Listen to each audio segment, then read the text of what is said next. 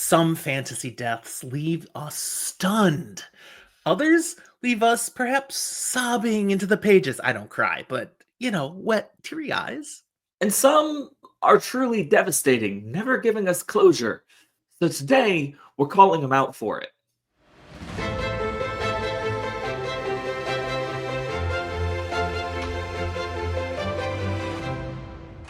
Hi there, welcome to Fantasy for the Ages, the show where a father and son sit down and talk about fantasy books. I'm the son of that equation, Zach. And I'm the father, Jim. Thanks for joining us today. We do talk about more than fantasy books, but Yeah. not today.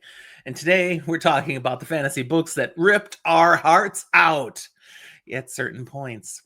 So before we celebrate and sometimes grieve over what some incredible fantasy fiction has done to us, do us a solid. Like the video, subscribe to the channel, and hit that notification bell so that you don't miss any of our deep dives, debates, or random top 10 lists. Today, we're diving deep, full spoiler, into some moments that truly broke us. Characters that we lost, and we just weren't ready to. No, tragic endings. We're each bringing a list that we've separately prepared of deaths in fantasy fiction that perhaps we still haven't emotionally recovered from, or maybe we even resent the author having done that to us. These are the ones that individually hit hardest, whether because of how they happened, who it happened to, are you kidding? Or what it meant for the story. Now, some of these were train derailments, slow to come and inevitable. You saw it a mile away, but it didn't make it any less devastating. Still, yeah. And others are complete clotheslines, blindsided. You didn't know it was gonna get you, and then you got stabbed in the gut and they ran away. And some of these we still can't talk about without, as I'm making my list, some of them are still emotionally hitting again. So yeah, brace yourself. Is this the day that we see my dad cry on camera? Maybe. No, it's not. But we do have to again, and Zach, you already mentioned it once. This is a full spoil episode. It's not that we're going to talk about entire story plots, but we're talking about characters who die.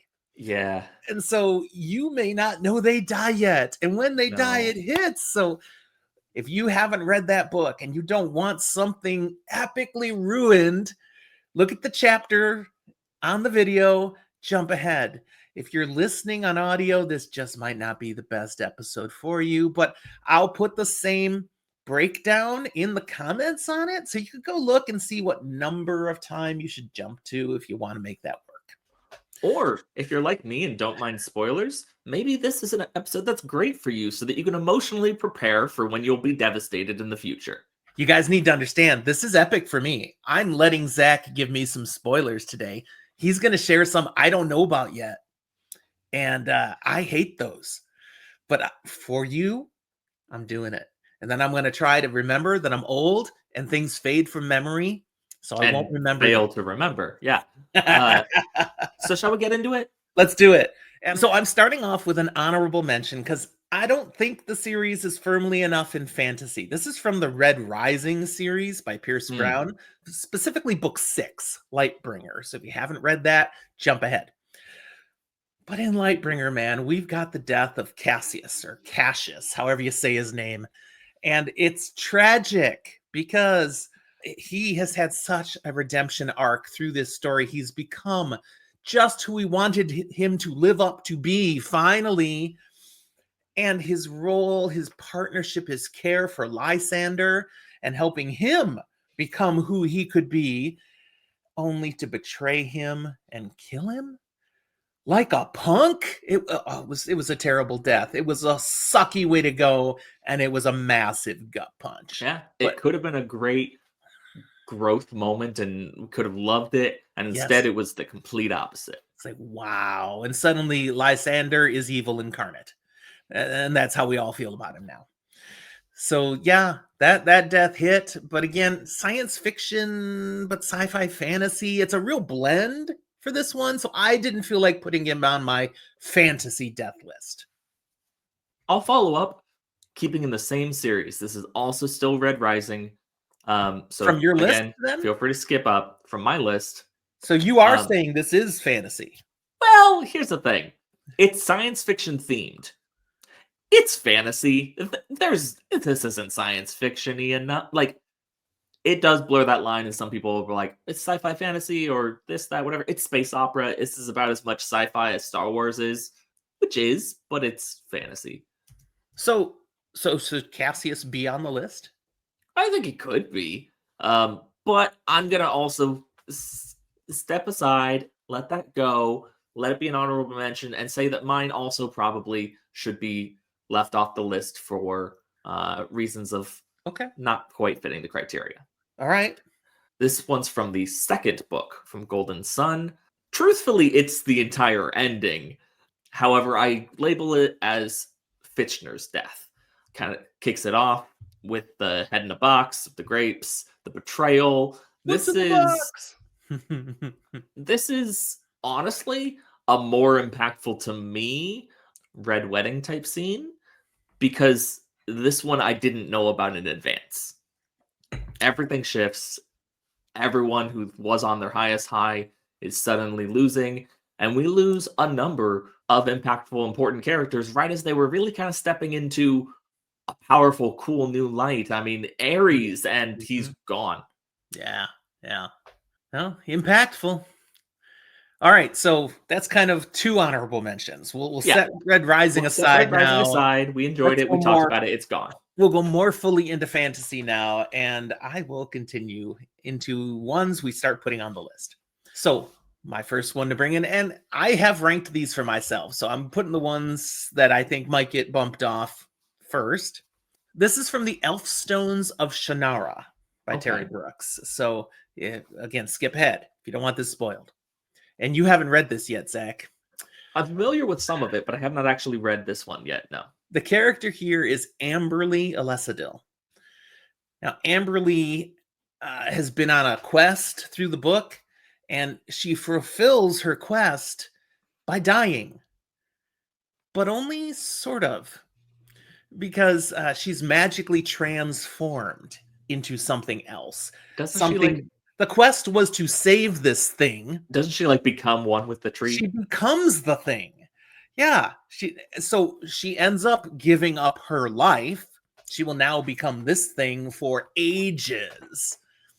And what's bittersweet, what's tragic for it is she has really come into her own through this journey, and she's got a traveling companion with her, and they have really bonded, and he loses her. He has to let go, and you did not see it coming. I mean, some people did. People read the writing on the wall, but a lot of people don't. So it's shocking, and it's a tearjerker to see that loss. So Amberly Alesadil. I know you don't like that show, but I did watch that, so I have seen this moment. Okay. My next one, I will be slightly cheating again. Okay. Because while this is technically a series, and certainly by your standards, it falls into fantasy, apocalyptic style, yeah. I'm specifically referencing the show rather than the books. Well, we didn't say fantasy books. We said fantasy, so that's fine. That's not cheating. So this comes from The Walking Dead. Obviously something that's got lots of deaths. If you haven't seen it, please do the one I think you're doing. Please do it. Skip ahead. But this was the one that was most impactful to me because it was my favorite character. They died, and the show got worse. Glenn. Yes! Oh, man, what a great pick. When Negan killed Glenn, the show was never the same. And in the graphic comics that it comes from, it's just as horrific there. Just what an impact. Wow. What an impact. Yeah. Bad choice that's of a words. bad joke. I love it though. Oh, yeah. Wow. That was a gut punch. It was rough. Glenn. So is Glenn above or below? I think Glenn's above Amberly because he's truly gone. She's not. She's just different. It does strike me that when we're referencing our list, we Oh, maybe you shouldn't just said mention the strike me. book or You series. just said strike me. Come on. I My next one. This is from A Game of Thrones. It also happens in season 1 of Game of Thrones. We're mhm. talking about the death of Ned Stark. Shocking. I mean, he's perhaps the best known, biggest star in the show at that point. And for the book, he's like the main focus character. Oh yeah, And off with ye head. he gone. It was sad, but at the same time, it's a little lower on my list because of how Martin writes it. He Mm. writes it with kind of some political coldness instead of raw emotion. It happens. Joffrey's being an idiot. Here we go. And it's truly tragic for what it means for Westeros. I mean, think of how things could have been different if Ned was still there to have the ability to lead, to influence, to calmer minds prevail. But yeah, it was devastating, and certainly devastating for those who, I mean, his family. Oh, the impact of it, Wow. absolutely. So where does Ned Stark go? Is I he think better than in the the other two? I think Glenn's still above Ned Stark. Okay, Um, we put Ned in for the between. reasoning of you're right. In the moment, it's not as shocking or as emotionally impactful in how it's written or shown. Give me another. Uh, the next pick that I will bring will be kind of a softball in that I don't think it will be as hard hitting on this list, but I think it's impactful to the people who care. This Okay. comes from Harry Potter and the Deathly Hallows. This is Hedwig's death. Oh, There poor are several Hedwig. deaths in this series that probably matter more, but that's just a good, loyal animal companion. And anytime you kill the good, loyal animal companion, especially if it's a self sacrifice to save person that they're bonded to, You have a soft spot for the animals. it's rough. So Hedwig makes my list, but Yeah, bottom of the list. yeah. Yeah. But Hedwig gets, time in the spotlight for a while because there's only 4 on the list right now. Going to be on the screen until we get past the 10. My next one is one I don't think you've read, but it's a touching thing. It's from Dragons of Spring Dawning, one of the books of the Dragonlance Chronicles. And Mhm. it's the death of Flint Fireforge, the dwarf Mm. of the lead party. Why this one hits is it's quietly heartbreaking. Flint is much older than the rest of the party, and he dies of old age. Basically, his heart gives out.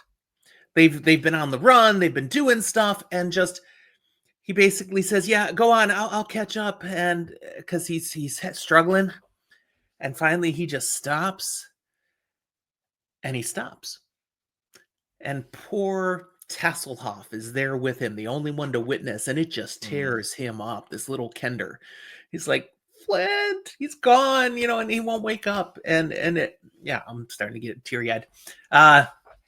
It's more bittersweet than utterly crushing, but this character was the heart of this group, and with wisdom, and just to see him just was sad. I got far enough to know who that character is. I did not get far enough to see their death. Yeah, I mean, people die, it happens. But it's still sad. Yeah. So where to put Flint Fireforge? I'm good with wherever you want that because I'm here for a quiet, sad, somber moment. Yeah, he's more impactful for me than the others I've given. So I mean, I'm good to put him on the top, uh, even without me having read it. Glenn is still a next level guy there. All right, we'll keep Glenn up there and I'll say So heaven. we'll put Flint at number 2 for now. All right. There you are, slipping in an early big one again, just like the last time we did one of these. Look, it's not my fault that I have good picks. What else do you want to give us? I'm going to give something that will probably be a little bit lower on the list, if only because you haven't read it. So this is a spoiler warning for you. This comes from Brent Week's Lightbringer series, specifically from the final book, The Burning White. Okay. This is Cruxer's death. This is a loyal and a kind of morally black and white character, someone who really sees things a specific way, and when others don't see it that way, aren't loyal, aren't able to be as upfront with some of that, takes it very personally and should. And so it's a very heartbreaking combat between two very capable people who are kind of a generational mirror to each other. And Crux are just unable to see that his mentor and guiding force hasn't actually really necessarily betrayed things, just is playing a longer game that Cruxer's not privy to. Mm-hmm. And it leads to his death because he's standing for what he believes is right and fighting to the death. Okay. I can't judge where Cruxor should go. I'm willing to put him much further down just because you have no idea. But that's not valid enough. Look at the ones you are familiar with. Where would you stick them? I'm okay with where you think Cruxor should go on this list. Glenn, Flint, Ned, Amberly, Hedwig. Above Amberly. Okay. Again, there's valid arguments to put just anyone above Amberly because she actually still lived. She's technically not dead. Right? Okay. My next one. Hodor! How many Game of Thrones ones do you have? I mean, it's valid, but how many? Find out. This is, of course, from Game of Thrones season 6. It's not in the books yet. In theory, it would be in Winds of Winter if that ever gets written. But yeah, when Hodor dies, fulfilling what it turns out his whole life has been about. This is what's so tragic about his death. It's at that moment that we get the full flashback, and we get to understand this visceral moment is what turned him into who he is and has been all along. A lot of the heartbreak to me here is that Bran kind of stole his life. Not on purpose. It's just a thing that happened. And while it's tragic, he doesn't necessarily know it, Hodor never really seems to blame. He still plays his part, and he still, to the end, is that good-natured and loyal person he is. Yeah, but man, he never had a chance. Never had a chance. No. So this is tragic. It's a fulfillment. Again, it's what his purpose was. Where to put him on the list? It's a smaller death that hit me more than Ned did. Okay. You want to That's my starting 2 cents. Want to put him just above Ned? Let's do that. I know in my original list I have him higher than Flint, but Flint actually emotionally connects with me more. So Hodor. Hey, we change things on the fly. That's okay. We do. All right, what do you have next? Well, I tried to keep things to like one per series just because that's me, even though that's not necessarily always valid. Couldn't do it though, huh? No, I did. Oh, okay. Technically. Because I didn't, obviously. The closest I came is I do have 2 different Cosmere picks, but not from the same series. So we're going to give you one of them now. Oh, we're going to have one that'll definitely overlap there. I'm sure of it. This one's coming from Mistborn Era 2. Okay. The Last Metal. This is Wayne. And Wayne getting to not just be the goofy sidekick, but be the hero. Yeah. Talk with God. And while he does the thing that saves the day, saves everyone, for a guy who can slow down time as much as he wants, there just isn't enough time. Yeah. Yeah, the Wax and Wayne series is definitely my favorite from the Cosmere, actually. Though it took a reread to become that. But Wayne is a big part of it. And then Wayne go bye-bye. Through so much of the series, he's not my favorite character. I'm just like, eh. But especially in the last half of the last book, it's like, no, that does matter. He matters. Yep. I'd put Wayne at top. Let's put him at top. Let's put Wayne at the top. Way to go, Wayne. All right, my next one. I'm dipping into the Harry Potter series. I'm going to the Order of the Phoenix with the death of Sirius Black. It's valid. What a huge blow for Harry, who has finally latched onto someone who's the closest thing he's ever going to have in his, adultish life to a parent figure. Yeah. And while the emotional hit is big, it's only at this point on my list because it's so sudden. It's almost anticlimactic when he just falls through the veil instead of, some big tragic death all of a sudden. It's in the midst of a battle, but it was still kind of a soft fade away. But still, for what it means to Harry, what it does, that's like, oh, come on. Yeah. Yeah, I think the only reason this one kind of suffers, what it suffers from is from technically being a YA book that's kind of transitioning into maybe being more geared for adults. That this is kind of at the point in the series where it makes that transition, and so it doesn't focus on that gut punch like it could. Mm-hmm. It is a good one though. So, Sirius Black, I might put them between. I keep doing this to myself, putting them below ones I've already said, but Do it. Right between Flint and Hodor. Okay, yeah. All right, so has a good chance to make the final 10 still. All right, next I'm going to bring another one that you have not read. So bear in mind, this is something you need to forget. Okay. No. Not This yet. is from the Greenbone Saga, specifically the first book, Jade Okay. City, the death of Call Lan, the kind of leader of the family and gang who has been making some morally suspect choices because he needs to be able to support where he's at with family and kind of a clan war going on. And ultimately, while he is quote unquote killed, what really does him in is a need to present this brave face as strength, and he overdoses on a magic drug.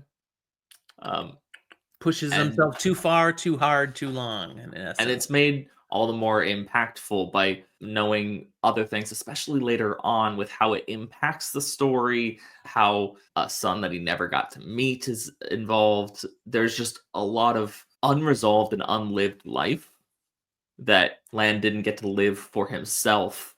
He had to sacrifice so much of his life for his position, and that sacrifice cost him his life. Okay. Sounds tragic. I have no idea where it would go. Where would you like to put it? Let's put him below Hodor. Okay. It's very funny. Better. These will be, showing up here on the screen.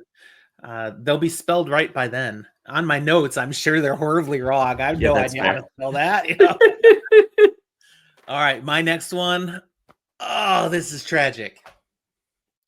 This is from Battleground, from the Dresden Files, and we're talking about the death of Murphy. Hey, you can cross one off my list. Yeah, okay. Murphy! Oh, shocking, sudden, devastating. After years as Harry's closest ally, and finally more than just an ally, this abrupt, literally unfair death is crushing. I'm still not over it.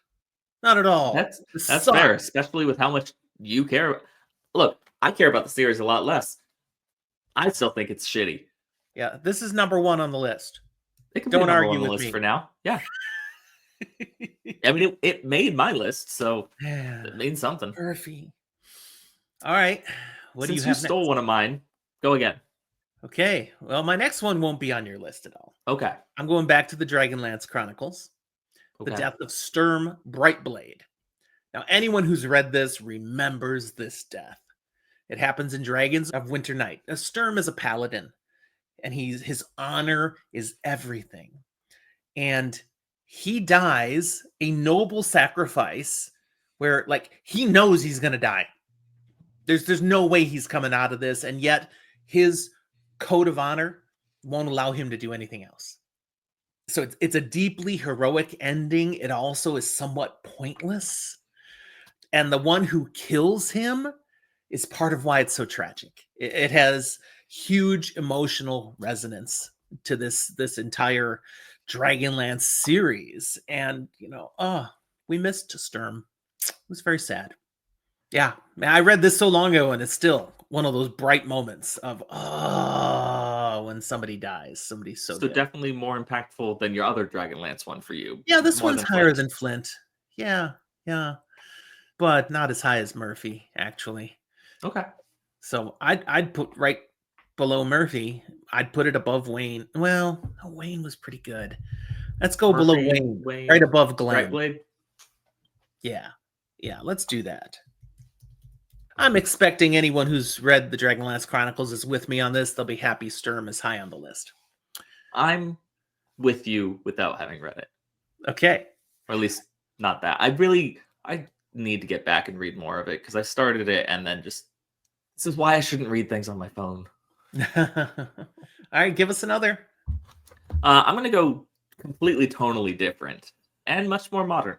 This is going to be from the Poppy War series, the final book, The Burning God, with possibly the only technically suicide on the list.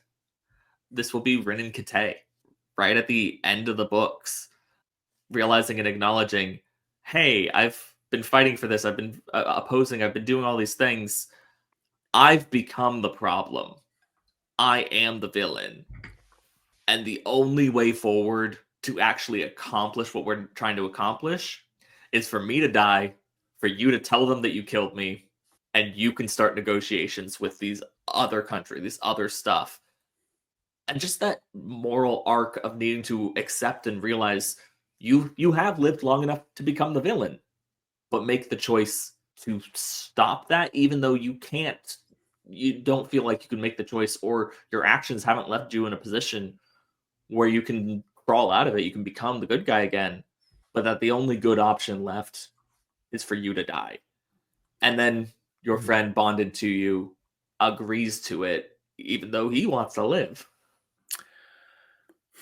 This wasn't a tough one for me because by this point, you're right, Rin has become the villain. You don't like Rin anymore. So it's not as emotionally gutting to me. It's gutting and impactful for me because it needs Kate to die too. Kate is the one, yes, but not Rin. So and so it's Rin and Kate together. Yeah. Where would you propose? And we'll put Rin and Kate as a duo. We'll put them because they are linked at that point, as you said. I think certainly below Wayne. I'm trying to just process in my brain who's there, who can go above, who can go below. So below Wayne, Sturm, Brightblade, and Glenn were the next ones up there. Let's go below Glenn. Then Flint Fireforge. This would be more tragic than Flint's just gentle passing. Yeah, there's more conflict and not wanting to have to go. It's more aggression to it, I guess. I don't know. I have to keep dealing with my computer auto-correcting my spelling. Kate became Rin and Kate. It's like, no. Better than Rin and Kitty. All right, next I have up, I am going back to a series I've already featured once. No, twice. This is from A Storm of Swords, and it's Robb Stark at the Red Wedding. The Red Wedding is infamous for its brutality, its hopelessness. When the Rains of Castamere start playing and everything goes so bad, that suddenness combined with the slaughter of Catelyn right alongside Robb, it's handled a little differently in the books versus the show, but in the show, Catelyn's killed. In the book, she survives, but tragically changed. Still, it left readers stunned and grieving. And in the show, we get to see this visceral imagery as his wife is also gutted, which is the death of a child as well. I mean, just horrible, tragic. And Robb was becoming again what Ned could have been for the world. And we get another taken away. The show is rough. I think the book is better and rougher in this instance. I agree. I don't think that these books and show always lean so hard into the books being better. That might be a controversial take. But in this case, it is. And the book version gets this higher than the show, I think. So Robb Stark's death, I'd put at the top of the list at this point, but I'm open to debate. I'm willing for it there. The big thing to me is I think self-sacrificing things hit a little bit harder, and this was a surprise, a betrayal. It was no self-sacrifice. But it You're right. wasn't chosen, and so it was something where once you sit with it, you're good with it. For me, self-sacrificing ones stick around a little bit longer, if only because even once you accept that they're gone, you also have to try to grapple with and accept that it was worth it. Okay. I like that. So let's put him at number 4. That's below Murphy, Wayne, and Sturm Brightblade. Okay. Okay. I can be at peace with that. People are going to yell at us for that, but it's okay. Maybe. What's your next one? My next one, let's go with a self-sacrificing one, because I've set it up that this is impactful for me. This is something important. We're going to go to my Wheel of Time entry. There were plenty of things I could have taken from the Wheel of Time. But if you know anything about me, there's one obvious choice. Hopper. Hopper! He dies twice. And the second time and it's both self-sacrificing. Oh. And the final is forever. Most of the story that we get to know and see, Hopper's already dead. But then it's the final death. It's forever. He's a good boy. He did amazing things to help protect and train Perrin. And he saves Perrin's life, dying for him twice. Yep. And again, in the construct of the Wheel of Time, where we've got things being cyclical and reincarnation is real, the wolves come back. He'll have another time. Nope, not anymore. He's gone forever, burned out of the pattern. That's rough. Where do we put Hopper? I mean, I put him at the top of the list, but I understand if you don't want to. Hopper is a pretty darn beloved character. Let's just put him at the top of the list. People be going, what is this Hopper thing at the top of your list, guys? I don't understand. Look, we gave up on doing the Wheel of Time on our channel, but that didn't mean we gave up on doing the Wheel of Time on our channel. All right, my next one. I'm going to Malazan now. Okay. I've got a character from Malazan, and you have not read this yet. I'm gonna ruin it for you, maybe. I don't know. You've met this character already. This is from Memories of Ice, so book 3 of the series. So not that far ahead of me. No, and it is the death of Whiskey Jack. Whiskey Jack, by this point, has become a fan favorite, and his sudden, almost mundane death because of an old injury, right in the middle of grand epic stakes, it's just devastating. And the death itself is basically a betrayal. It was foreshadowed. You could kind of, when it happens, you're like, that's what he was setting up. At the same time, you are ticked.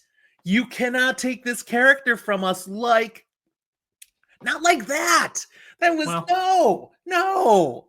Yeah, and it has a devastating impact on where things go. So readers were not prepared. I was not prepared. I did not want this. I reject that reality and want to substitute my own. And you know what? I appreciate it. I'm now prepared. Yeah. There you go. So where do you want Jack? That's a strong one. Wow, where to put? It's gonna be near the top. It's above Murphy for me. The question is it above Hopper? No, it's not above Hopper. It's number 2. Okay. For reasons. Anyone who's read all of Malazan understands my pick if you've also read all of the Wheel of Time. So if you've read all of 2 really big, hard-to-get-through series, there's a good chance you have. Yeah. All right. What's next for you, Zach? You got 2 left? I've got 3 left. Okay. No, that makes sense. You've got 3 left. I have 2 left. So yeah, go. I'm going to keep in theme with me, get the other animal out of the way. You have not read this one, but I've kind of talked about it before. I think I know who you're gonna bring up. I'm bringing Does it in start the with an realm of... N? Yes. Yeah, This is okay, the I'm realm ready. of the Elderlings. It comes out of Fool's Errand, end of the book. Night Eyes. Yeah, I've actually heard about this one. It had been spoiled by somebody else. Night So I Eyes mean, both kind of dies of old age, but also injury, protecting. And when he actually dies, you don't necessarily realize he's dying in that moment, but you can. And like as I'm reading it, I'm going, "This is his death. This is going on."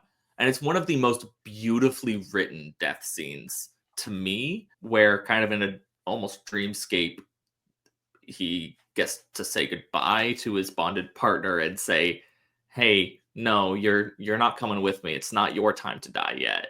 You have to let me go. I'm going. I'll still be with you, but I gotta go, and you can't come with." But again, it's a loyal animal companion type thing, a deeper bond than just an animal, but rather an entire other character, a very brotherly, loving relationship that is both impactful to the characters and to us, the reader. that makes sense. Yeah. Now, for the stakes, where it's at, this is the first book in a trilogy this actually happens. Is it quite as big as some of these others on the list? Maybe not, but I thought it was really powerful. I probably would put him below Wayne. Below Wayne. All right. I won't argue that. That again, I know what this character has meant to the series. You've talked about it before. So I can live with it. What do you got My next next? one, I think you probably have on in your top two as well. Oh no. This is from Rhythm of War.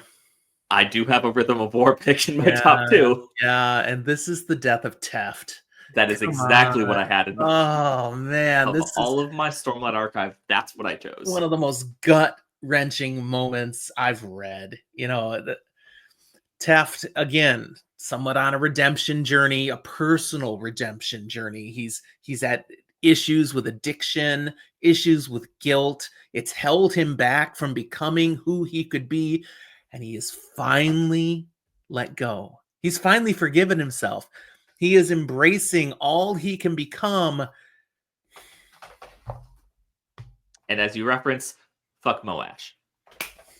There you go. I got it for you. So it's intimate, it's tragic. It leaves us both grieving for Teft and furious at Moash. And at the same time, grieving for Moash because, man, you're not coming back from that one now. You are dead to us at that point. This is the moment that simultaneously breaks Kaladin and leads to Kaladin getting a breakthrough. Yeah, yeah. This one lingers, man. This is a tough one. So this is the top right now. Yes. Yes, I actually have a friend right now reading Rhythm of War, maybe 100 pages short of this moment right now, and I'm texting with another friend, going, "Okay, are we getting an angry text tonight or tomorrow? What do you think?" Because we know this moment's coming, and we're just waiting for it to hit. Now, this is where I'm so disappointed with Wind and Truth because I had moments like this in the Stormlight Archive, and then just didn't get it. The same punches don't happen with what happens in Wind and Truth for me. It's a personal thing, I guess. I know there's a lot of people agree with me, but he took us on There are a lot of such a people who journey agree, up to some that who point. disagree. Yeah. I won't disagree, but honestly, largely because those who do meet their ends in Wind and Truth, for the most part, aren't as impactful to me as Teft was. It's like, yeah. All right. Was that your number two or was that your number one? That probably was my number one. I hadn't ranked mine. Okay, gotcha. But you have one left. I do have one left. Give it to us. So my final one that I will bring to the table is one that before we started this, I had to look and make sure. I said, I think they die because it technically happens off the page. Okay. This comes from the first Law trilogy, The Last Argument of Kings, Column West, also known as Furious, who ultimately basically dies of radiation poisoning. Okay. Like, he has fought so hard. He has been making moral compromises at times, but also been one of the only kind of good people in this series, Didn't standing he up, freaking kill the going king? through. Wasn't he the one who threw the king off a cliff? Yeah, who was, Rightfully so. Rightfully so. I believe, was Prince, but was terrible. And that's the first of his really, like, morally not good choices he makes. He ends up being a named Men of the North, taking on Furious. He loses, like, his nose at one point, and that's just the start of his various disfigurement. As eventually, in the aftermath of the final battle in the last Argument of Kings, he's suffering from a wasting disease, as are many other people. Yeah. His hair's falling out, his teeth's falling out, his everything is falling apart, and he also has to see and recognize, this is the kingdom, this is the empire that I've fought for and done all these things for and done this. He's one of the only people who recognizes the villain that Baez is at the end, the depth of low that the nation he represents has actually sunk to, and how much of a farce it all is. And rather than being able to try and have some redemption and bring that back and fight for it, he just wastes away. He doesn't get to. It's tragic. Yeah. In the same way as Flint, this is a slower, softer, fading death. But it's one that sticks with me of, in this grimdark series, this is not the grotesque, awful moment that does it for me, but it has lasting staying power of, this is just not fair. So many of these fair or unfair moments at least feel earned at times, where it's like, you deserve that. He doesn't. But I've read this, and it didn't linger with me like it did for you. I hear everything you're saying. I get that. Don't argue with any of that. But I wouldn't put it very high on the list because it just didn't stick. He's But certainly not the that top last of my book list. wasn't the one that I really cared for. The rest of First Law after this book is where it takes off for me. So where do you want to fight for this one to be? What would get him the number 10 slot? Let's see. That would be to put him right before Glenn. No, we can put Glenn above him. All right. So you want to put him just before Rin? Yeah. Okay. So there he is on the top 10 for the moment. And now I have one left. Now, of course, you could fight for this and say this one doesn't belong on the top 10. Probably does. It's from a book you're reading right now in little teeny tidbits. Deadhouse Gates. Oh, Deadhouse Gates. Malazan, Book of the Fallen, book 2. And it's the death of, sorry, dude, I'm gonna spoil it for you. The death of Coltane.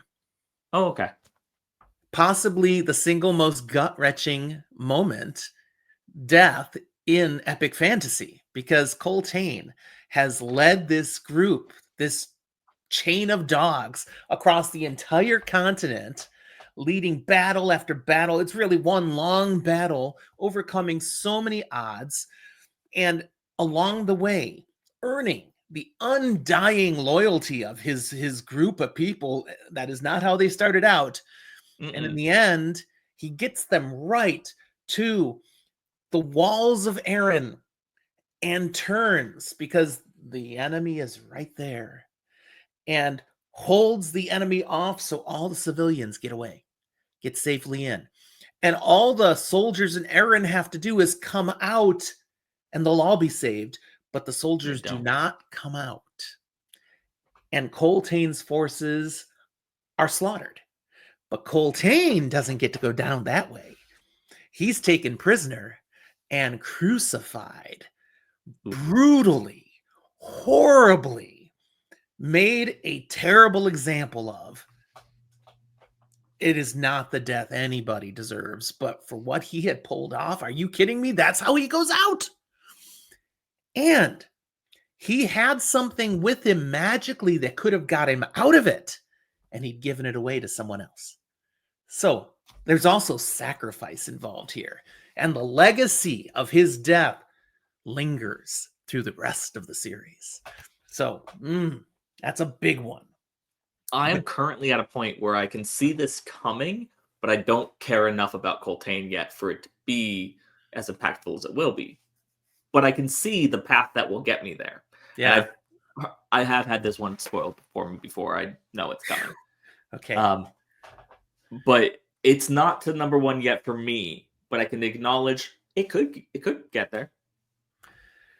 So where I would put it, I already have Whiskey Jack on the list, and he's sitting at number 3 right now. I actually identified with Whiskey Jack more than Coltane. But Coltane's death was more tragic and graphic, but they're kind of like side by side on the impact they have for the entire series. So I'd put Coltane just right below above Whiskey Jack? right above Whiskey Jack. I just figured this was subjective, and you said Whiskey Jack connected to you more. It's just, it has much more to it, but still below Hopper. Still below Hopper. Because as he should. Okay, Coltane goes there. We're making all the Malazan fans happy, and all those who are like, Mala what? I don't understand. All right. So that's it, right? Yeah, there is our biased, super subjective, but 100% correct top 10 most devastating showing deaths. Right here now. I'll read it out loud for those who are audio only. Starting from the bottom, we now have Glenn from The Walking Dead at number 10. Robb Stark from Song of Ice and Fire at number 9. Sturm Brightblade from Dragonlance Chronicles at number 8. Night Eyes from Realm of the Elderlings at number 7. Wayne from Mistborn Era 2 at number 6. Murphy from The Dresden Files at number 5. Whiskey Jack from Malazan Book of the Fallen at number 4. Coltane from Malazan Book of the Fallen at number 3. Hopper from The Wheel of Time at number 2. And Teft, sorry, it's not even close to any of the others. Teft is a massive number 1 from the Stormlight Archive. You know the fun thing there, because I counted, we both submitted 4.5 of those to the list, because 2 of them overlapped for us, and we each had 4 others. Nice. This is truly a Fantasy for the Ages list. We split that pretty well. Well done. So yeah, I need to go cuddle my dog now. It's been rough. You're welcome, son. You notice I didn't cry, but I did get wet in the eyes a couple of these. So the rough, the pain, it's mutual. But hey, misery loves company, right? So viewers, did we do that to you? If you want to join in our misery, usually we should probably warn you not to go too spoilery, but we threw that one away here. We already spoil things. So just spoil things in the comments. Put things in there that were devastating to you. And this is our one red flag episode of Spoilers Abound. That's right. What stunned you? What shattered you? If we left off your personal tearjerker, this is your moment to put it out there. Now, keep in mind, we might have read it and we blocked it because of the trauma that's still lingering. So if you remind us, you'll be breaking us again. And as always, please don't forget to like, subscribe, share in this misery. And as always, a very big thank you to our Patreon supporters. Totally. We couldn't do it without you. Well, it's been fun, Zach. Sort of tragically and horrifically, but it's been fun. Thanks for hanging with me today. Absolutely. We'll talk to you next time.